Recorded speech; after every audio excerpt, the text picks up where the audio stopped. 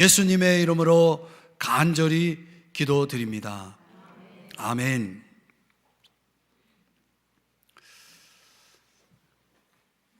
설레임이라는 시가 있습니다.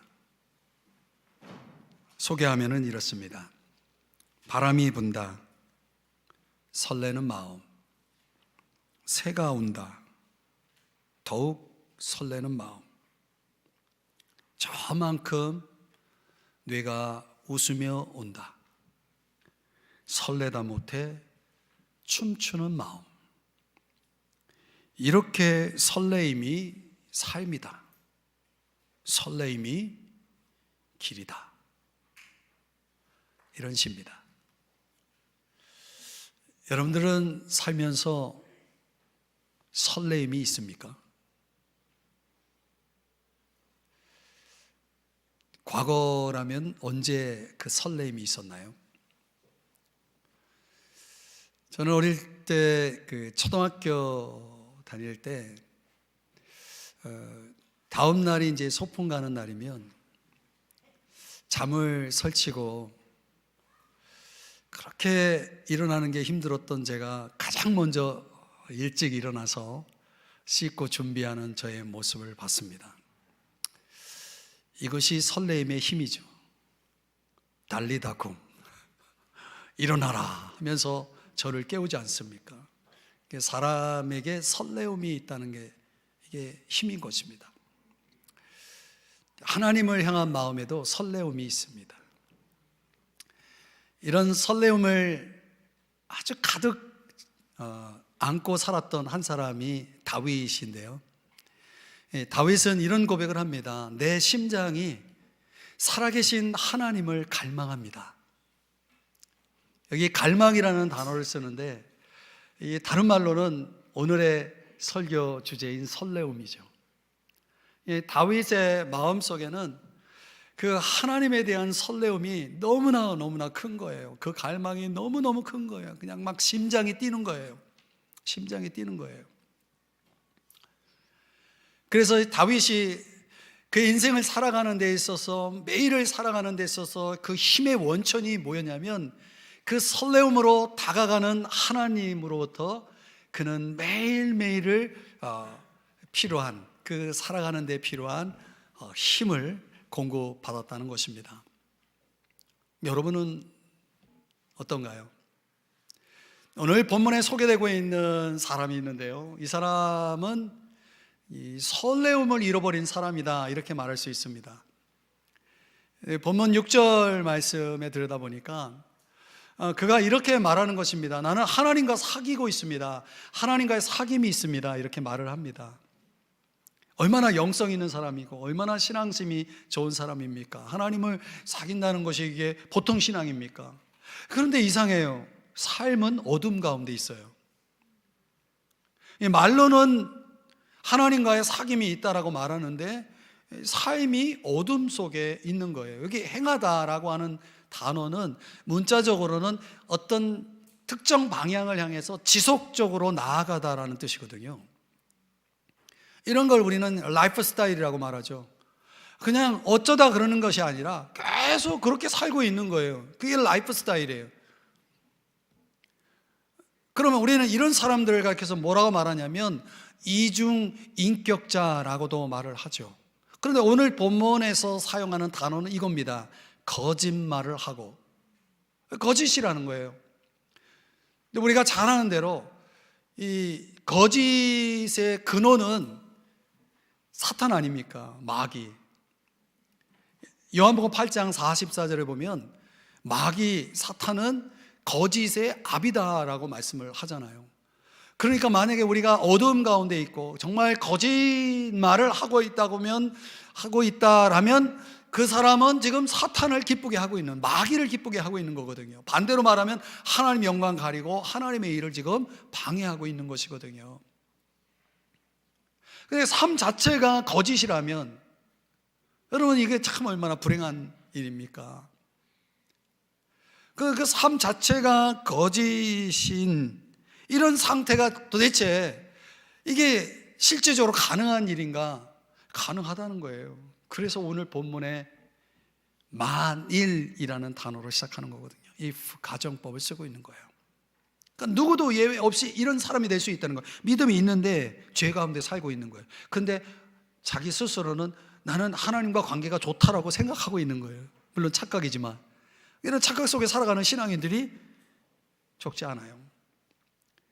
예를 들면 다윗이 그러했습니다. 다윗이 죄를 범하잖아요. 근데 그 죄를 덮으려고 하는 거예요. 덮기 위해서는 사람을 속여야 돼. 그래서 우리아라는 사람을 속이기 위해서 술을 먹이죠. 술을 먹어도 정신이 말짱한 거예요. 그 안 되겠다 싶어가지고 어떻게 해요? 그를 죽음으로 내몰죠. 그래서 죽여요.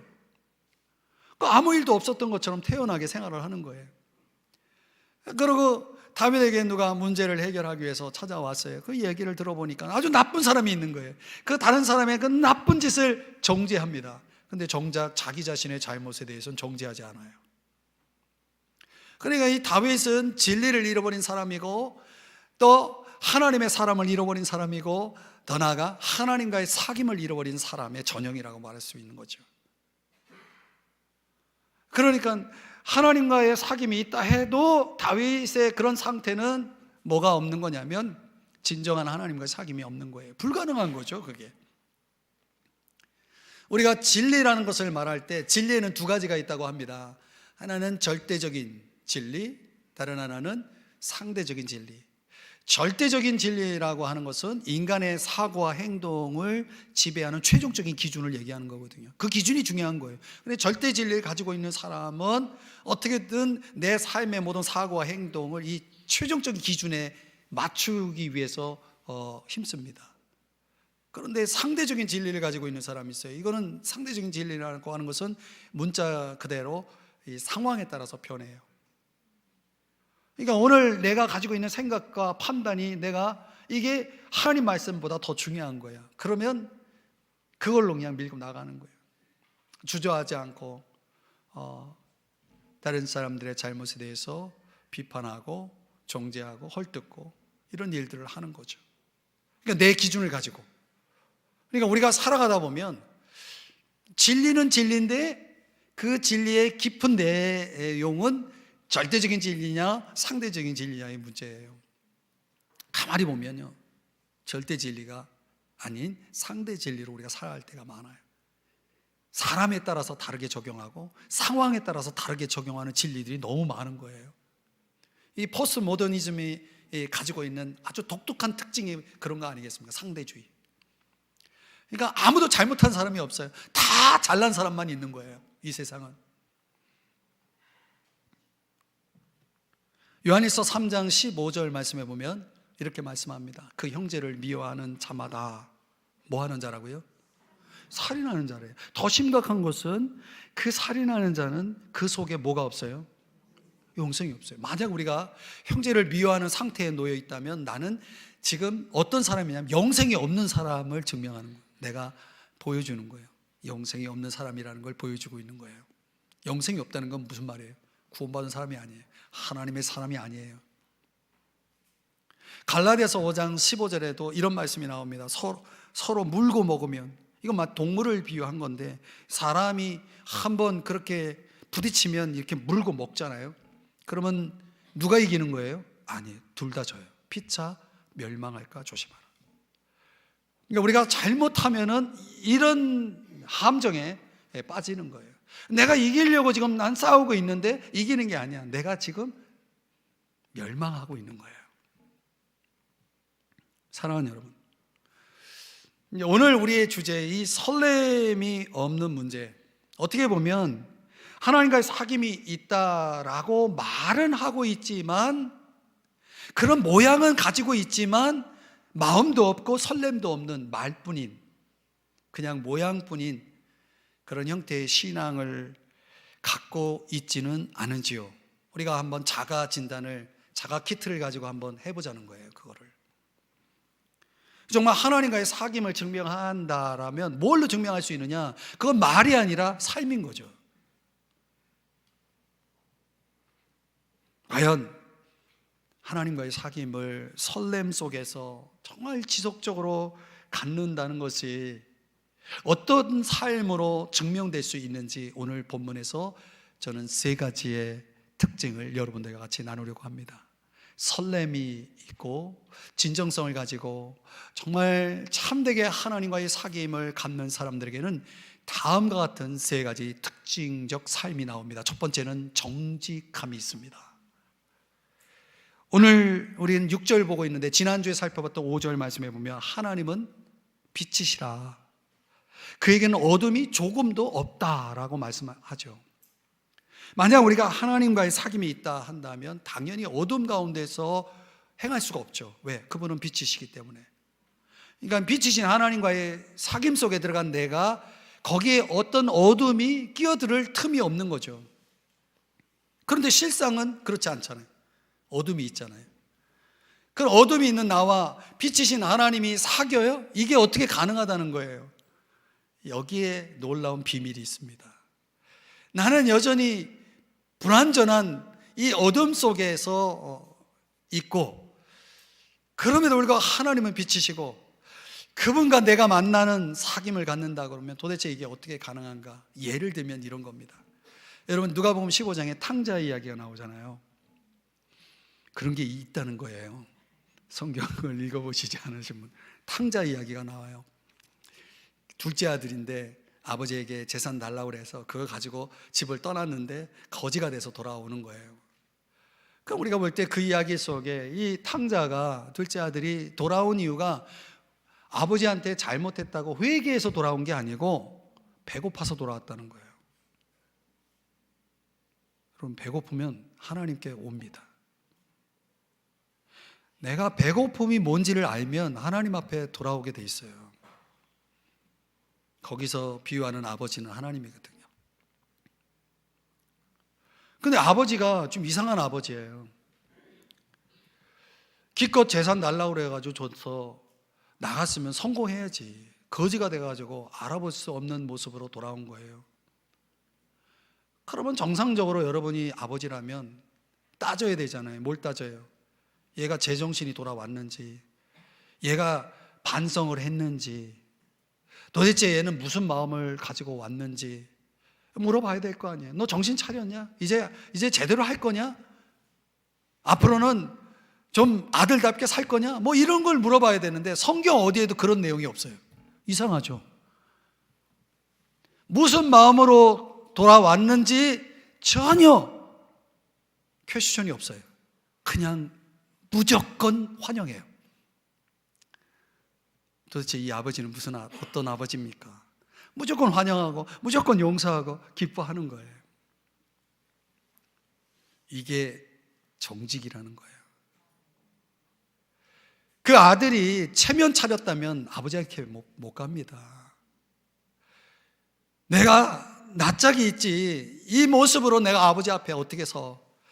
조금만 그런 생각을 했으면 아버지 앞에 못 갑니다. 정직이라는 게 뭐예요? 그냥 내 모습 그대로를 보여주는 게 정직이에요. 아버지 앞에 뭐 숨길 게 뭐 있어요? 내가 거지라는 거 굳이 내가 설명할 필요 있어요? 왜 이렇게 됐는지 설명할 필요 있어요? 내가 거지인 건 사실이잖아요. 그러니까 그 사실을 아버지 앞에 그대로 보여주는 거, 이게 정직이라니까요. 그러니까 아버지가 그걸 받아들이는 거예요. 그걸 용서하는 거예요. 그걸 기뻐하는 거예요.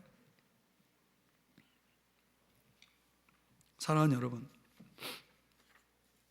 우리가 다윗이라는 사람도 보면은요, 도덕적으로 너무나 큰 잘못을 저지르잖아요. 용서받을 수 없는 죄를 범했잖아요. 사람을 어떻게 죽여요? 사람 죽였거든요. 그런데 하나님이, 성경에 보면 하나님이 다윗을 사랑하는 거예요. 아니 도대체 그 하나님은 또 어떤 분이에요? 아니 사람을 죽인 사람을 어떻게 사랑해요? 근데 왜 사랑했느냐? 다윗이 정직했다는 거예요.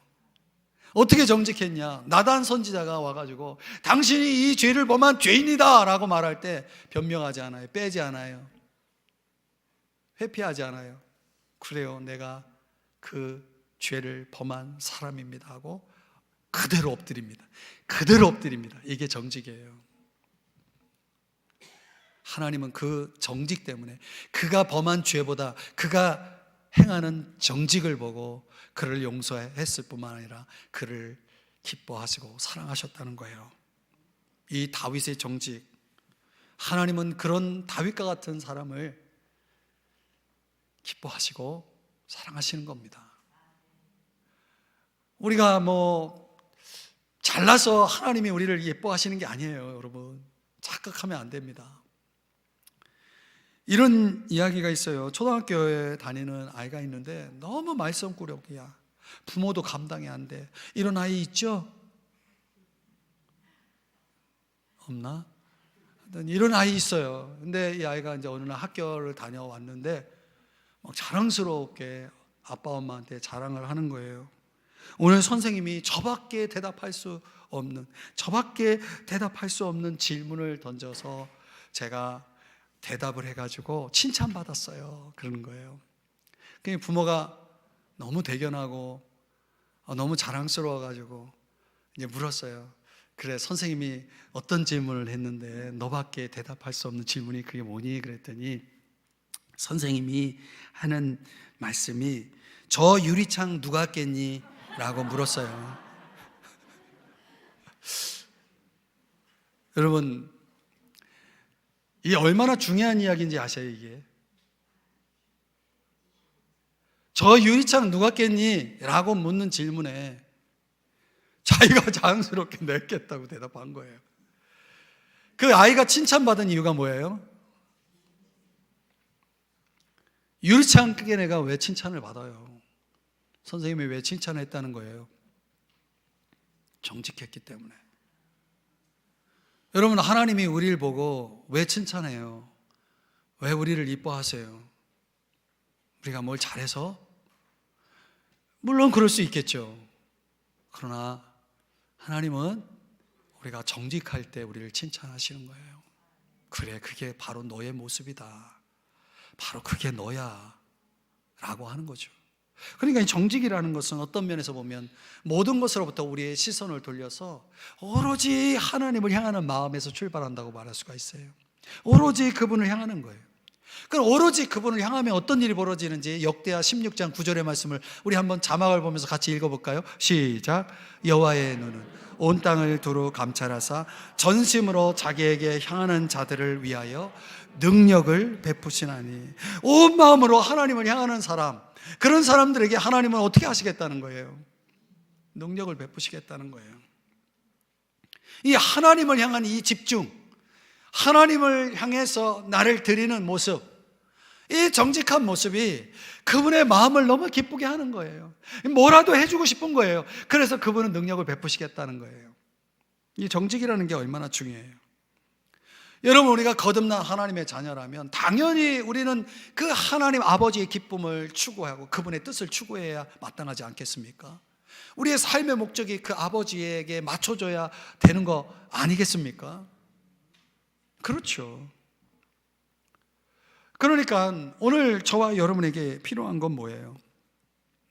다시금 설레움으로 하나님 아버지 앞에 나아가서 정직하게 서는 겁니다. 뭐 따질 게 있어요?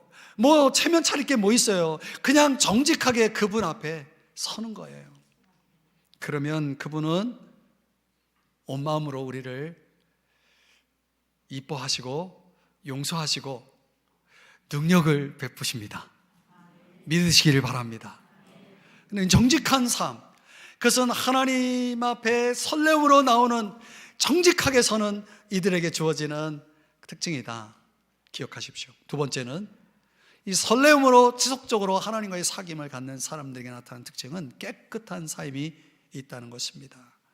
요한일서 3장 나중에 살펴보겠지만 2절 3절에 이런 말씀이 나와요. 그가 나타나시면, 재림하시면 우리가 그와 같을 줄을 아는 것은, 그러니까 우리가 그 도덕적 형상, 예수 그리스도의 그 완전한 인격적 모습을 우리가 그대로 담는 변화가 일어난다는 거예요. 우리가 예수님처럼 된다는 거예요. 예수님이 되는 게 아니라 예수님처럼 완전한 존재가 된다는 거예요. 도덕적으로, 인격적으로.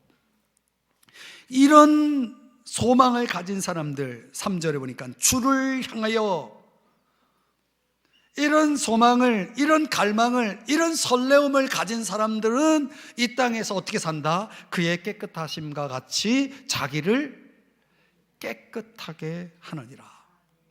자기를 깨끗하게 하는 거예요. 이거 설레움이, 내가 이제 그분처럼 된다라고 하는 그 설레움이, 그분을 내가 지금 만나고 그분과 지금 사귀고 있는데 그 설레움이 나를 자꾸 깨끗한 삶을 살도록 만든다는 거예요.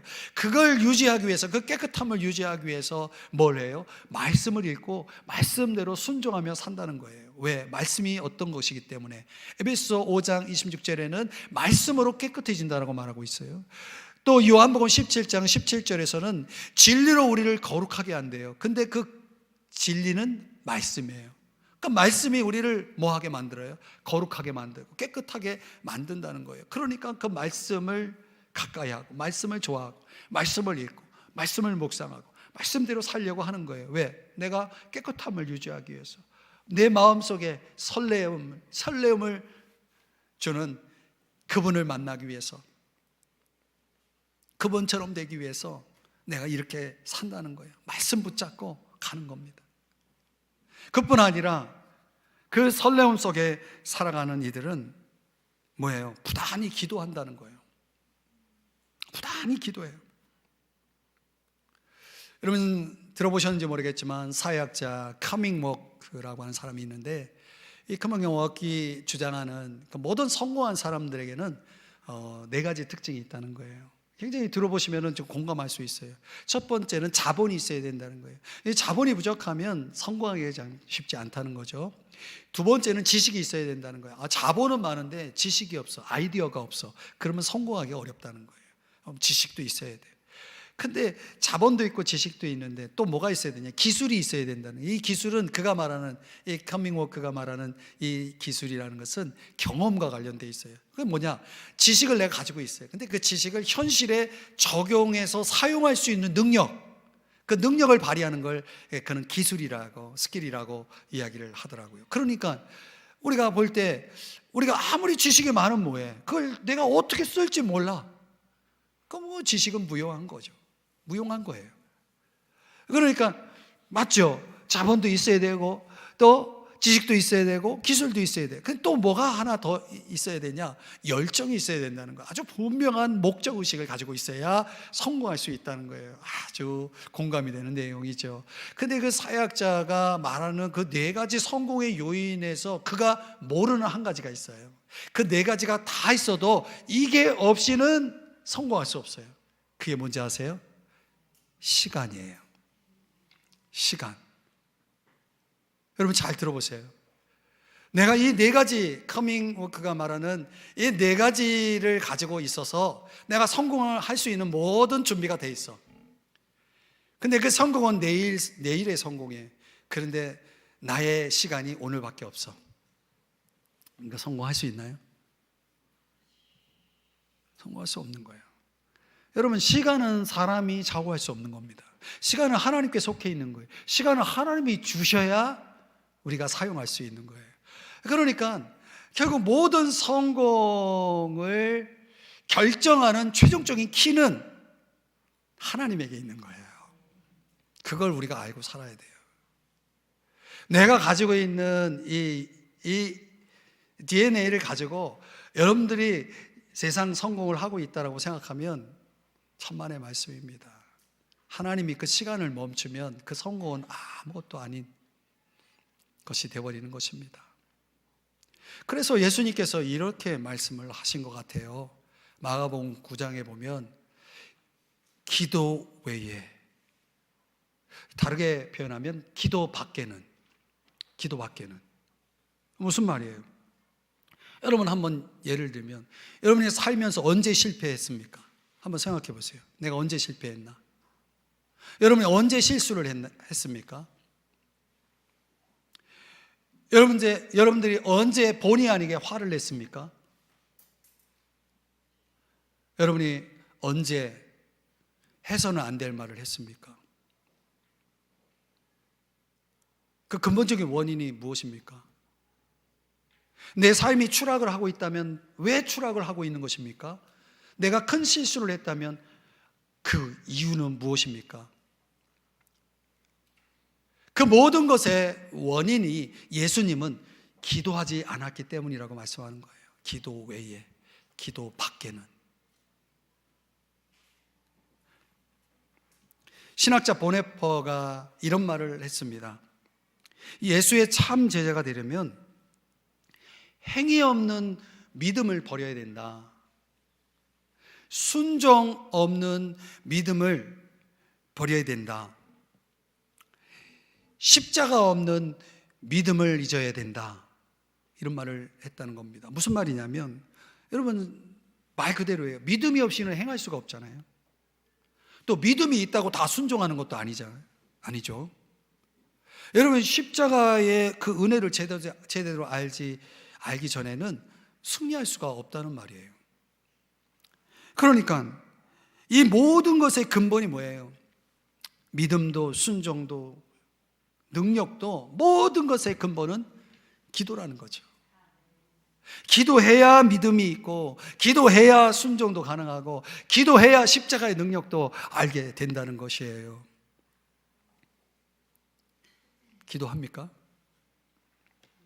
야고보서 4장 2절 3절에 뭐라고 말씀하냐면, 너희가 얻지 못함은 무엇 때문이다? 구하지 않는 거예요. 구하지를 않는데 어떻게 얻어요? 구하여도 받지 못함은 무엇 때문이다? 또 잘못 구해요. 또 제대로 구하지 못해요. 그러니까 구하지 않는 죄, 잘못 구하는 죄 때문에 이 모든 것이 우리의 인생의 성공을 빼앗아가는 패인이라는 거예요.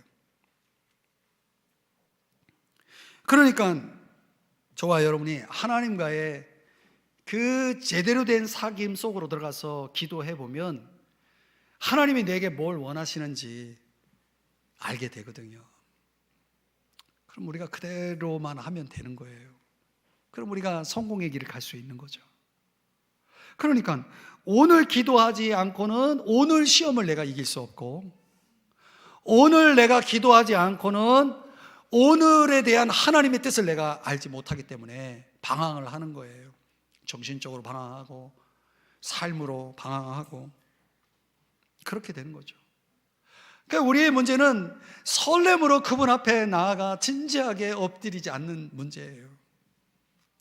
그게 우리 인생의 모든 패인의 원인이라는 것을 깨달아야 됩니다. 여러분 깨달아야 됩니다. 그걸 깨달아야 내가 문제를 풀어요. 엉뚱한 데서 그 문제를 다 아무리 풀려고 해도 그 문제는 제자리예요. 그 문제는 풀리지 않아요. 설렘이 필요한 것입니다. 그분 앞에 나아갈 수밖에 없는. 사회학자가 아무리 얘기해도 하나님이 아니면 아닌 겁니다, 여러분. 미래학자가 아무리 이렇게 저렇게 얘기해도 하나님이 아니면 여러분이 아무리 준비해도 끝입니다. 안 되는 거예요. 그분이 주권자예요. 그분이 통치자예요. 그분이 전능자예요. 그러니 설렘으로 하나님께 나오셔야 됩니다. 말씀과 기도로 하나님께 나와서 그분의 뜻이 도대체 뭔지를 좀 깨달으셔야 되는 거예요. 그래서 여러분의 삶의 거룩을, 깨끗함을 유지해 나갈 때에 그때 하나님께서는 여러분의 인생 속에 놀라운 일들을 행하시는 거예요. 여러분을 통해서, 여러분 도구로 쓰시는 거죠. 할렐루야. 마지막으로 세 번째, 그 설렘의 사귐의 특징은 사랑의 삶이 있다는 거예요. 사랑에는 세 가지 유형이 있다고 하죠. 여러분 다 아실 거예요. 상호적인 사랑이 있잖아요. 상호적인 사랑. 너가 나를 사랑하니까 그래 나도 너를 사랑할게. 이거 상호적인 거죠. 말 그대로 give and take죠. 또 보상적인 사랑이 있죠. 보상을 바라고 사랑하는 겁니다. 보상을 했기 때문에 사랑하는 거죠. 여러분이 직장에서 월급을 받았기 때문에 열심히 일하고 있잖아요. 그 보상적 사랑에 해당이 될 수 있죠. 부모가 자식을 사랑하는 것도 가만히 보면 보상적인 사랑일 수 있어요. 내가 열심히 너를 위해서 희생하니까 너 나중에 효도해 라는 메시지를 속에다 두고 사랑하잖아요. 근데 실망시키죠. 보상적 사랑이 있습니다. 그런데 또 하나의 사랑은 절대적 사랑이죠. 이건 조건이 없어요. 이미 사랑을 받았고 그냥 그것으로 당연히 사랑하는 것이다 라고 말하는 거죠.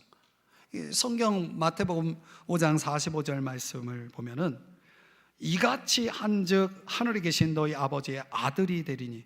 우리가 어떻게 하나님의 아들이 됐습니까? 하나님의 자녀가 됐습니까? 우리가 믿음을 통해 하나님의 자녀가 됐죠. 그런데 하나님의 자녀된 우리는 이같이 한즉 특징을 가지고 있어야 된다는 거예요. 우리 믿음으로 하나님 자녀가 됐지만 믿음으로 하나님 자녀된 내가 당연히 그 캐릭터를, 자녀된 캐릭터를, 마땅한 캐릭터를 드러낸다면 그건 이같이 한즉이어야 된다는 거예요. 이같이 한즉이라는 건 뭘 얘기하느냐면 그 앞에 본문인데 결국 사랑이에요.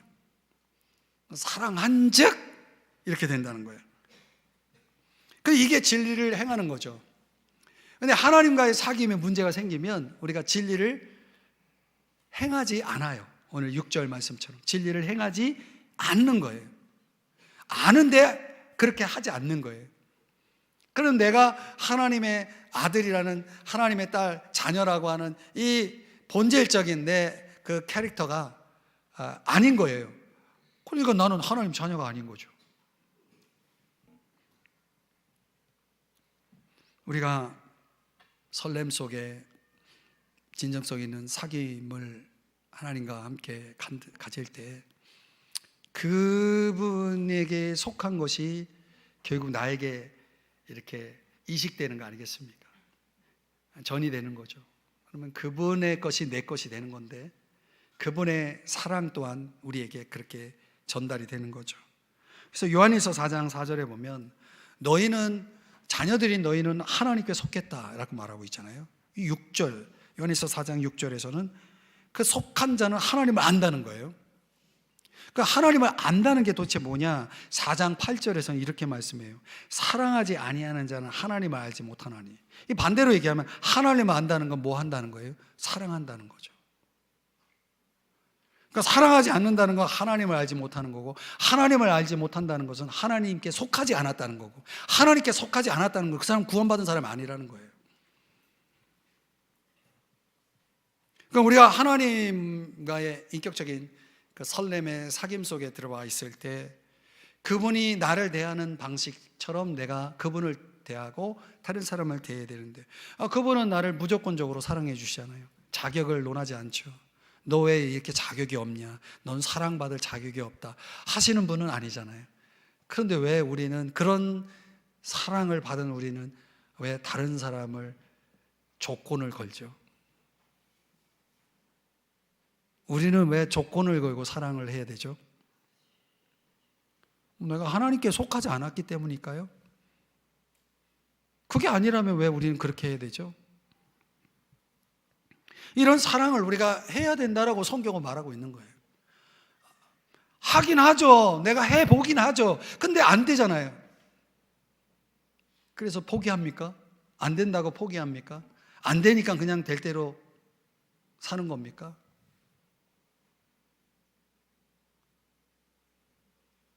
그러면 안 되죠.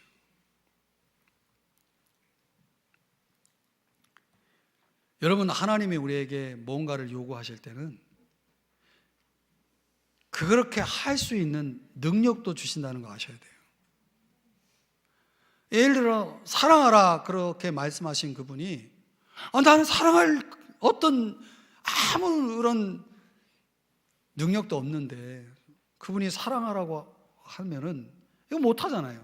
그래서 로마서 5장 5절에서는 성령으로 말미암아 하나님의 사랑이 우리 마음에 부음바 되미니, 넘치도록 부어지는 거예요. 그 사랑이 성령으로 말미암아, 그 성령으로 말미암아 부어진 그 사랑으로 우리가 뭐 하는 거예요? 그래서 그 사랑으로 우리가 사랑하는 거예요. 그 사랑의 능력으로 사랑하게 되는 거죠. 그러니까 사랑은 자연적인 능력이 아니에요. 성품이 아니에요. 천성이 아니에요. 그 사람은 원래 사랑이 있어. 그게 없어요. 그게 아니에요. 사랑은 하나님이 공급하시는 은혜인 거예요.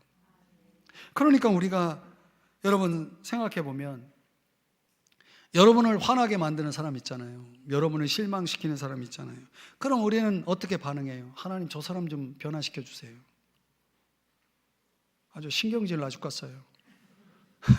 우리가 하나님 앞에 이렇게 기도를 한단 말이에요. 그런데 그렇게 기도하면 안 돼요. 반대로 기도해야 돼요. 하나님, 저를 변화시켜 주세요. 하나님, 제가 아직도 사랑이 없어서 화가 나요. 아직도 사랑이 없어서 저 사람을 내가 용납을 못해요. 그러니 저를 변화시켜 주시고 저에게 주님의 그 사랑을 더 풍성하게 부어주세요. 이렇게 기도하는 게 맞아요. 전자의 기도는 응답이 잘 안 돼요. 후자의 기도는 응답이 잘 돼요. 잘못 구하면 그 기도는 얻지를 못해요. 하나님이 원하시는 기도가 뭐냐? 후자예요. 그래서 빌립보서 1장에 보면은 사도 바울이 빌립보 교인들을 향해서 이렇게 기도하는 겁니다. 너희 사랑을 점점 더 풍성하게 하시기를 구한다. 그러니까 우리의 사랑은 지금 현존하는 사랑이 조금 있다면 그걸로는 못해요. 그걸로는 감당이 안 되는 일이 많아요. 그러니까 점점 더 어떻게 돼야 돼요? 사랑이 풍성해져야 되거든요. 그러니까 하나님과의 그 설렘의 사귐 속으로 자꾸 들어가는 사람들은 그 사랑이 점점 풍성해지니까 그 사랑의 삶이 나오는 거예요. 그렇게 되는 거예요. 만약에 우리가 그렇게 기도하고 그렇게 따라가지 않으면 사탄이 우리 마음을 지배하게 돼 있어요. 여러분, 많은 사람이 마음이 사탄의 집이 되어 있는 경우가 많아요. 에베소 4장 32절에 보면 서로 친절하게 하며 그랬죠. 비록 그들이 나를 친절하게 대하지 않더라도 그렇게 하라는 거예요. 불쌍하게 여기며 저 사람이 나에게 상처 주더라도 불쌍히 여기라는 거예요. 얼마나 불쌍해요. 하나님 뜻도 모르고 저렇게 사니까. 그러니까 불쌍히 여기라는 거예요. 그리고 서로 용서하기를 하나님이 그리스도 안에서, 이게 중요한 거예요. 너희를 용서하심과 같이 하라. 이게 중요한 거거든요. 여러분, 우리가 살다 보면요, 종종 문제의 사람들이 내 주변에 찾아옵니다. 마치 고슴도치가 갑자기 출현하는 것처럼 말이죠.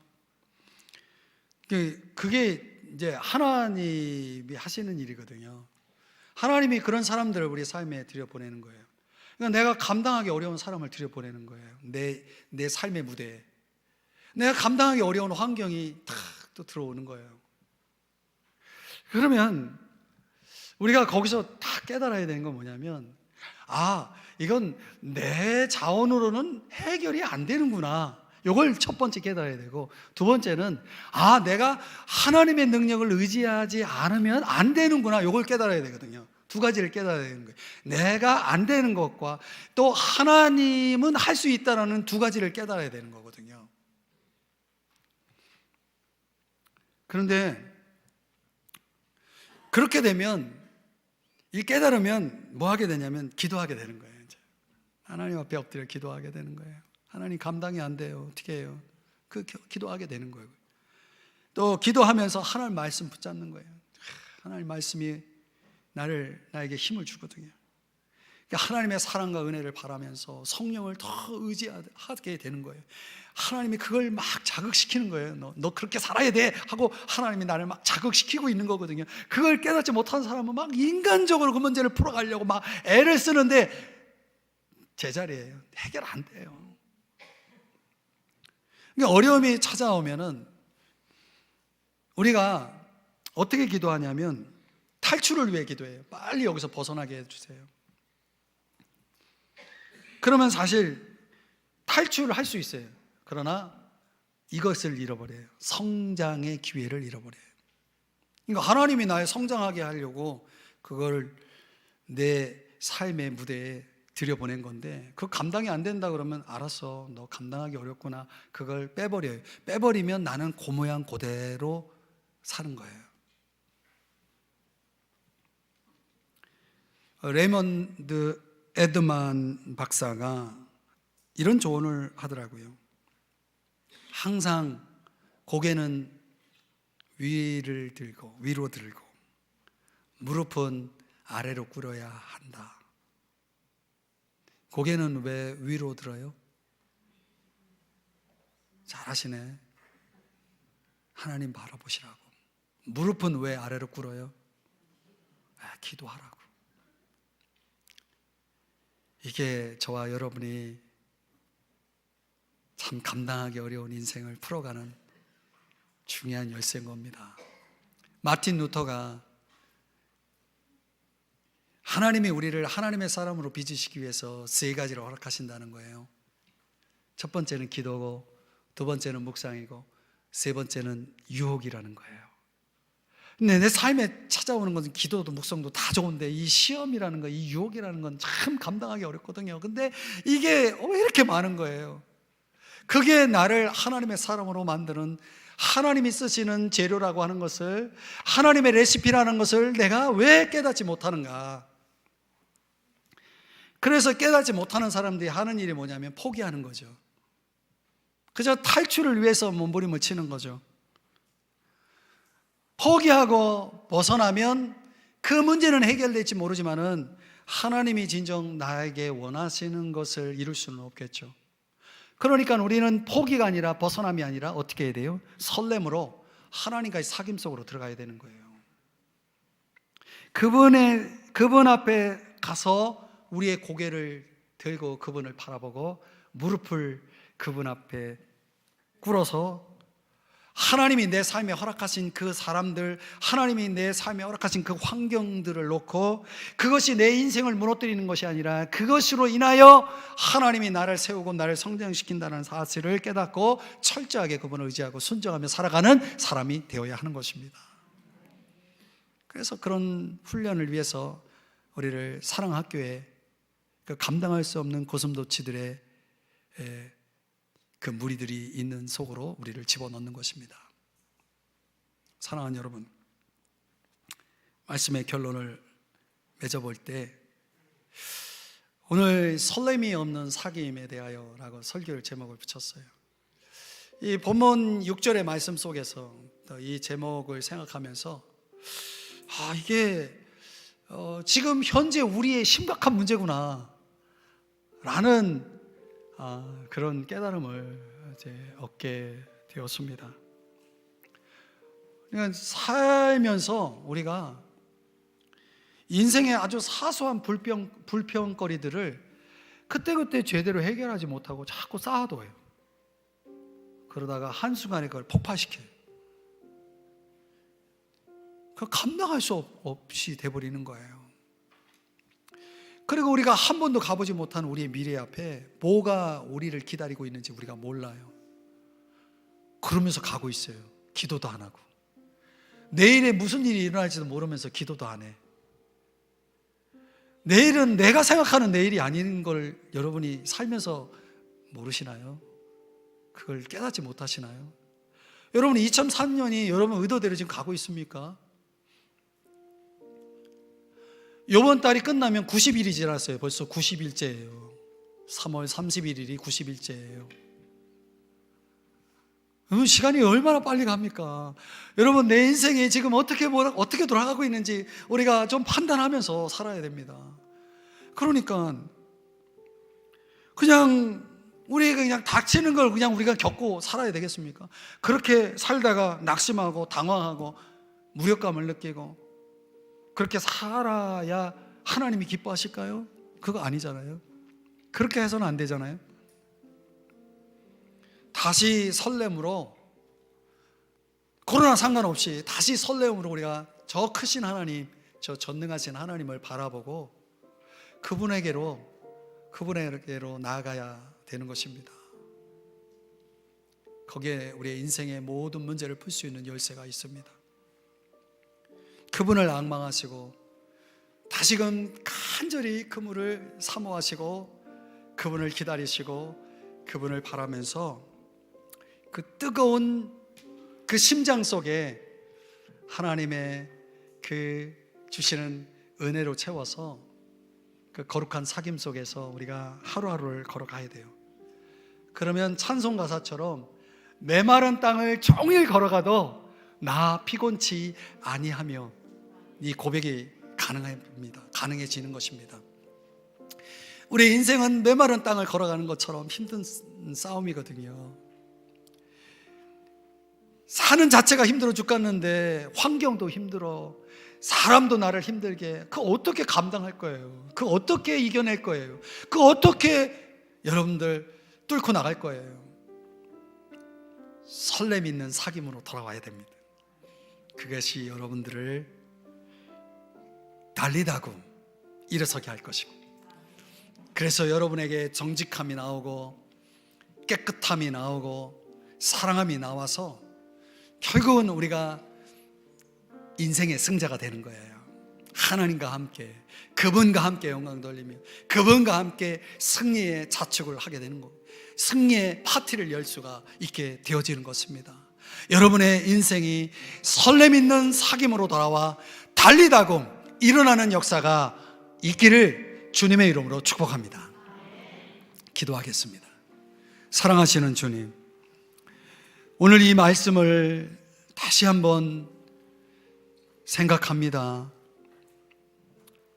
형식적으로 하나님을 대했던 어리석음을 용서해 주시고 내 힘으로 그저 열심히만 살면 되는 것으로 착각하는 이 어리석음을 용서해 주시고 하늘을 보게 하시고 무릎을 꿇게 하여 주시고 말씀을 붙잡게 하여 주시고 뜨거운 가슴으로 주님을 만나고 설렘으로 주님을 기다리고